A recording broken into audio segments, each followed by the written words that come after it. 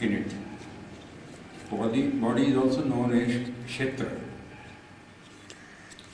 And those who have knowledge about Kshetra is Kshetrajna. Kshetrajna means the knower of body. So today we are going to discuss what is Kshetra. Kshetra has 36 elements in it. 5 elements of which the body is made, that is sky, water, air, fire, and which is the fifth one? Sky. Earth. These 5 elements, the body is composed of these 5 elements. Now, as you know, these 5 elements are always acting against one another. That is to say, water extinguishes fire. The sky absorbs all the air. The air extinguishes fire. Earth, everybody plays with earth, the fire, the air, and so on.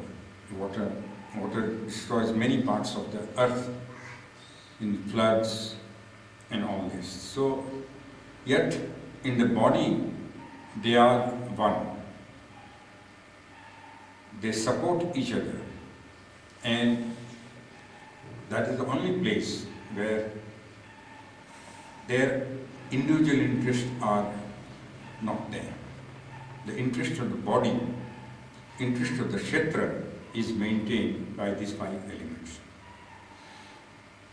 Then we have 5 knowledge senses. That is to say, eyes, ears, nose, speech and touch.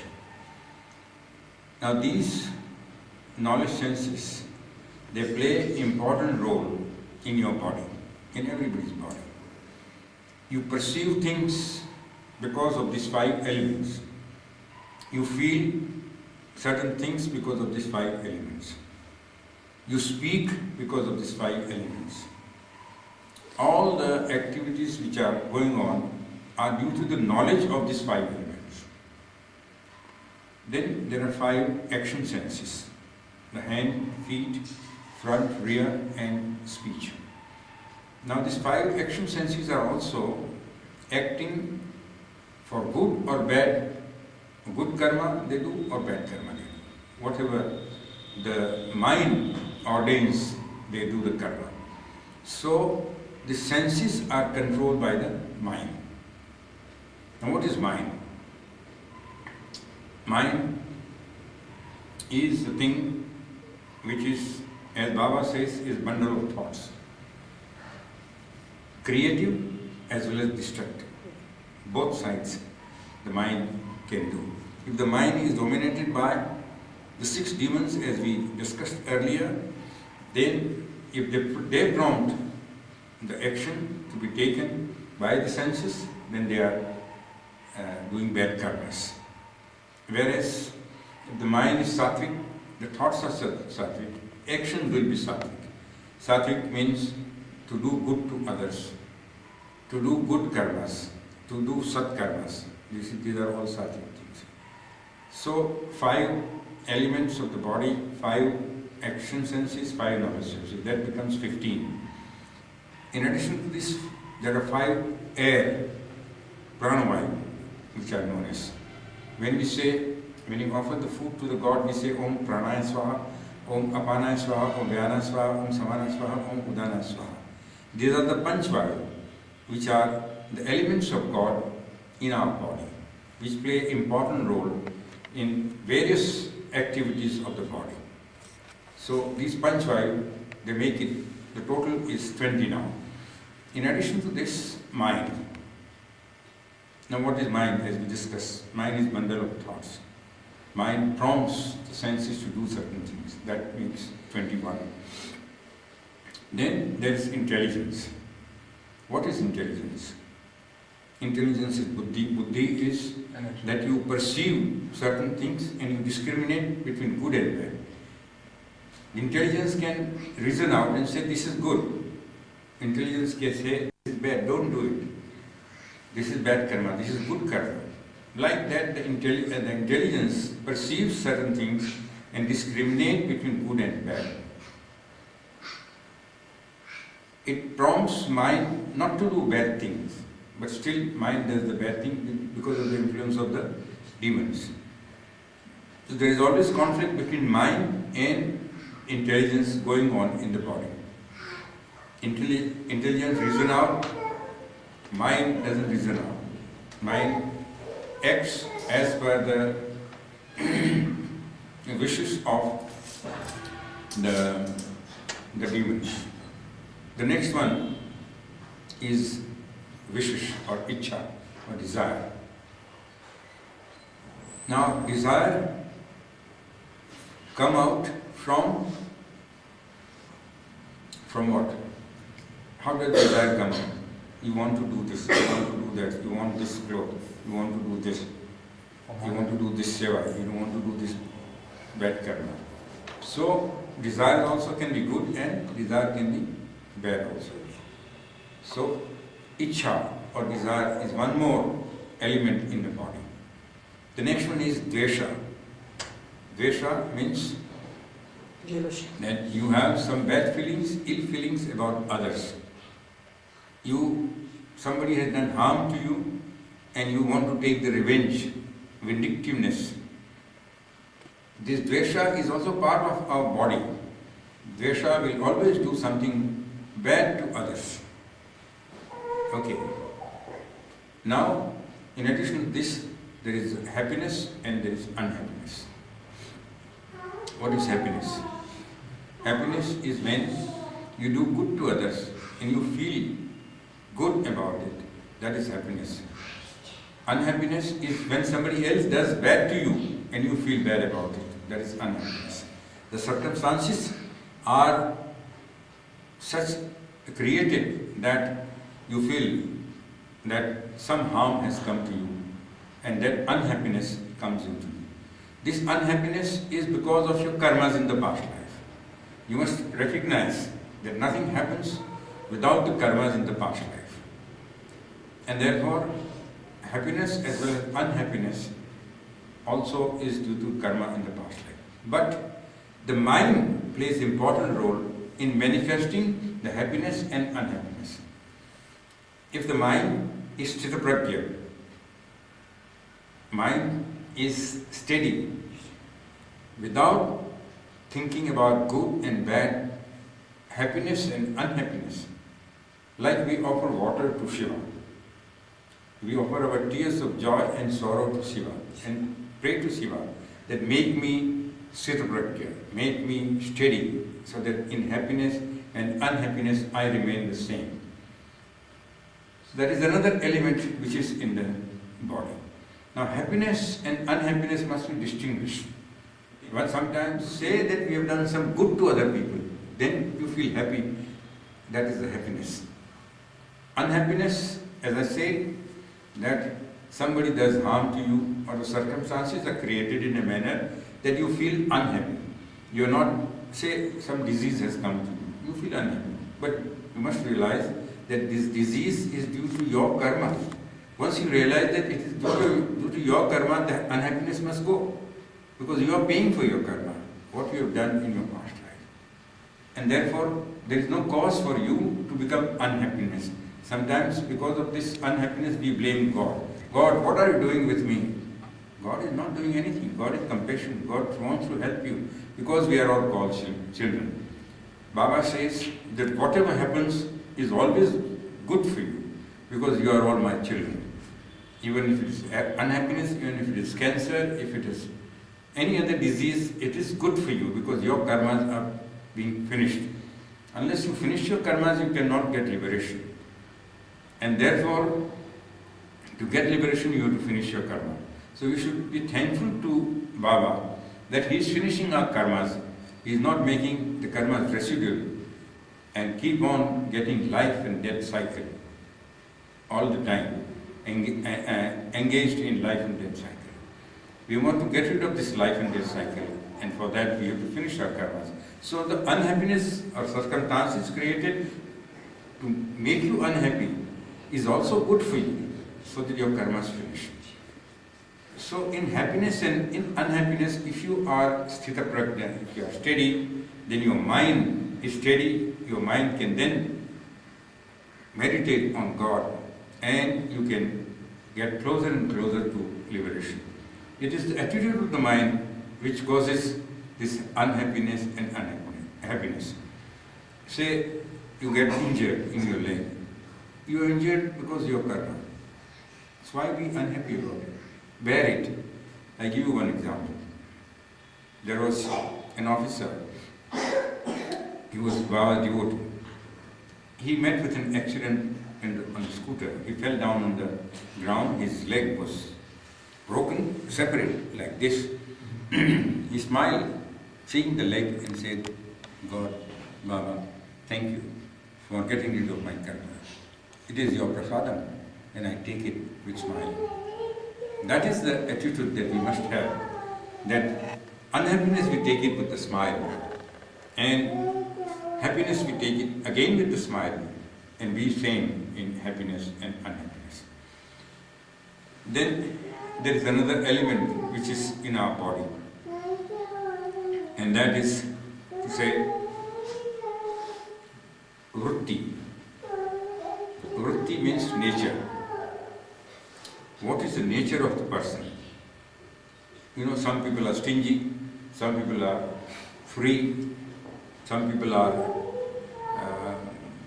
always unhappy about certain things, some people are always happy. This is the vritti, this is nature. Prakriti? Vritti, this is different than prakriti. Vritti is nature. Nature means, some people call it nature means prakriti. No, I'm not meaning that nature. I'm meaning svabhav. Svabhav is different than prakriti. So it is, svabhav is nature. Svabhav is that ground character. Yeah. Okay. So that is another element out of this 36 element that I am recounting. Then, in addition to this, there are certain subjects. There are 10 subjects in fact. Like sparsh, that is touching, the feeling that you get by touching something. Then, when you make speech, you get feeling of the speech. When you see certain things, you perceive certain things, you get that feeling. Now all these 5 Gyanendriya create 5 different feelings: hearing, seeing, smelling, speech and touching. Now these are the subject, 5 subjects. Similarly, 5 Karmendriya also creates certain feeling in you. You do good karma by helping, you do seva, walking, putting stone here, putting stone there, or doing seva of people who are not so much blessed, or shall we say those karmas are not so good. You do seva of those people with the hands, with the feet and all that. So you create a certain amount of feeling in that. So that is also another feeling. So thus there are these 36 elements which I recounted to you. They go to form Kshetra, that is the body. What is Kshetrajna? Who knows all these things? In addition to this is knowledge. The knowledge and no knowledge. There is Jnana and Ajnana. If you have knowledge, you know everything, you will never do anything wrong. If you don't have knowledge, then you do certain things wrong. Sometimes you have knowledge also, yet you do wrong. So knowledge is the light which is within you. You can see, you can perceive, you can distinguish, you can discriminate everything, what is right and what is wrong. So this knowledge gives you that ability to perceive what is right and what is wrong. No knowledge or ajnan blocks your vision, blocks your thinking, blocks your perseverance, blocks your discrimination. And therefore, you must get rid of this ajnana, no knowledge. In fact, Baba says that to do real service to humanity is to impart the correct knowledge to the people, so that their vision is not blurred, their vision is illuminated, and after this illumination they can see, they can perceive, they can discriminate between good and bad and follow the good path. So thus, one who has got all this knowledge is Kshetrajna. And who is Kshetrajna? God. So the distinguish or relationship between Kshetra and Kshetrajna is that of a Malik or the owner of a building. Building is a Kshetra, and owner of a building is God or Atma. Similarly, if you take this as a building, if you take this as a body, which has got 36 elements, which we recounted just now, to have complete knowledge of this is Kshetrajna. Now, there is Purush and Prakriti. Prakriti, you can say Kshetra is Prakriti, Kshetrajna is Purush. So the relationship between Prakriti and Purush is constant. You can never separate these two. That's what Krishna says in Gita, in chapter 13,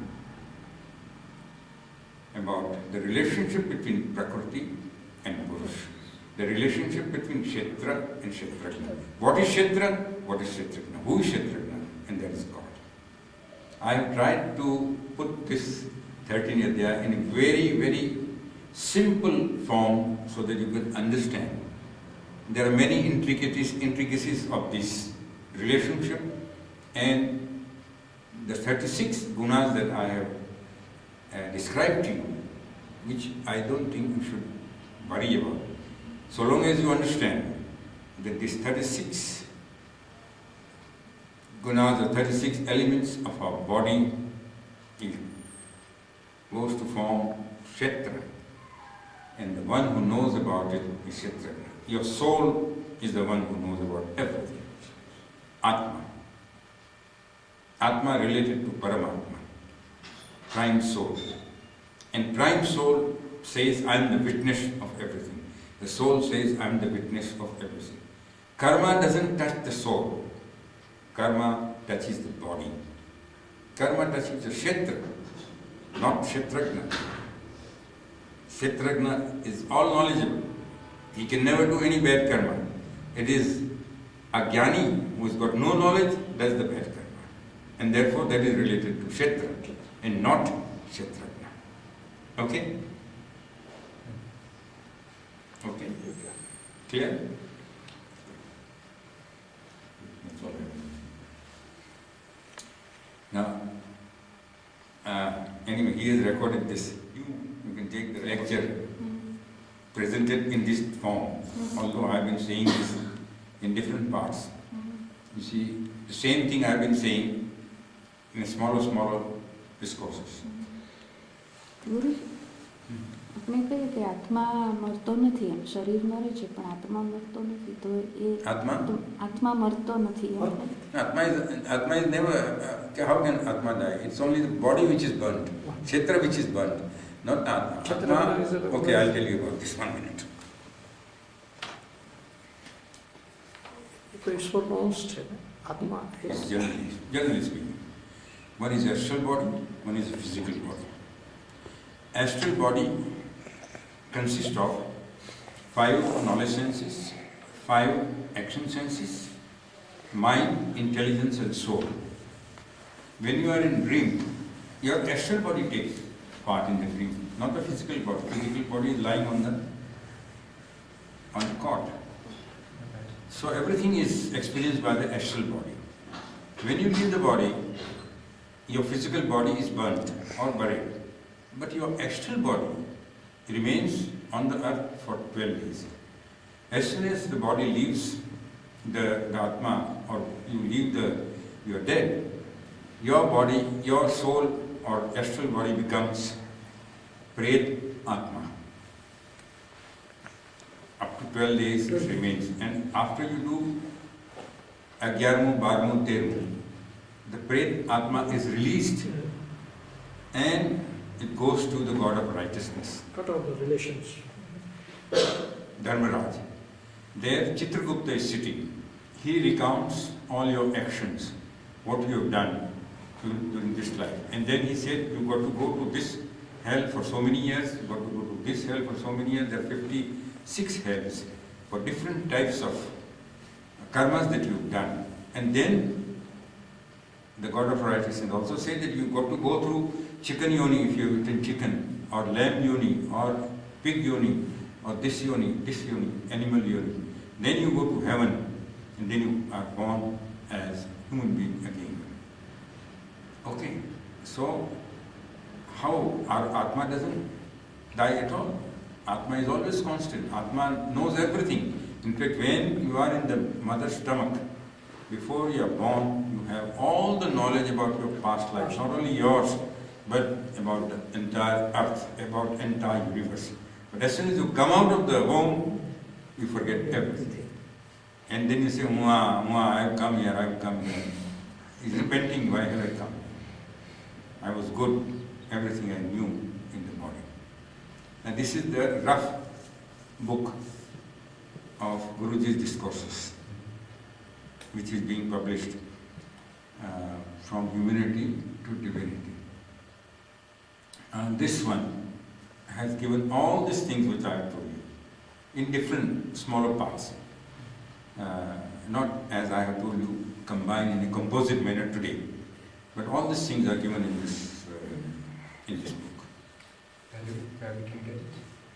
Where we can get it? No, this is a rough copy. This is the rough copy. The final copy is being, you can see, final copy will be made later on. This is proof. Yes. But will be a sex law. But it doesn't matter. Keep it. You see, Krishna says you do karma. Everybody has to do karma. You cannot escape your karma.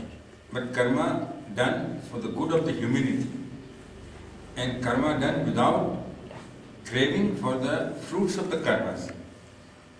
That karma, those karmas are not, you don't have to endure those karmas. Karmas which you do, which harm others, which even good karma, but if you are wanting to have fruits of the karmas, then you have to endure the result of the karmas. Nobody can escape the result of the karma. Nobody can escape the result of the karma. I give you an example. Rama killed Bali when Sugriva and Bali were fighting. Same Bali was born in Dwapar Yuga as and he killed Krishna with the arrow. Same thing repeated. Action, reaction. Even God has to endure the karma. Why Brahma had killed Bali like this is because in Dwapar Yuga his life was to be ended by another person, and that he chose Bali, the son of Sun, to do that, and therefore he did this. So every action has reaction, and every action has to be endured by the people. So this is what actually is being said in that. But in this situation, God used this karma. In this situation, God used this karma that he finished the life, Krishna's life. Yes. Because of what's revelation. Okay. આમ ગીતા આમ easy લાગે પણ આમ પચાવી જરા No.